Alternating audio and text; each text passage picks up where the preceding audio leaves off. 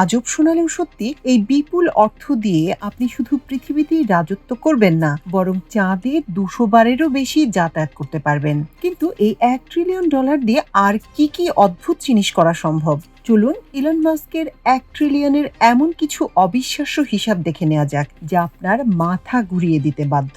$১ trillion মানে হলো একের পিঠে ১২টি শূন্য।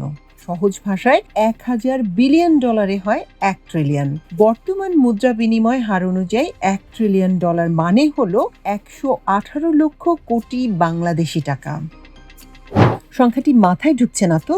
চলুন একটু সহজ করা যাক। আপনি যদি যীশু খ্রিস্টের জন্মের পর থেকে শুরু করে আজ পর্যন্ত, অর্থাৎ গত ২০০০ বছরেরও বেশি সময় ধরে প্রতিদিন ১,৬০,০০,০০০ করে খরচ করতে থাকেন, তাও আজ পর্যন্ত আপনি এই $১ ট্রিলিয়ন শেষ করতে পারতেন না। এমনকি আপনি যদি এই $১ ট্রিলিয়নের $১ নোটগুলো একটির পর একটি মাটির উপর সাজাতে থাকেন, তবে এই নোটের চেইনটি পুরো পৃথিবীকে প্রায় ৪,০০০ বার পেঁচিয়ে ফেলতে পারবে।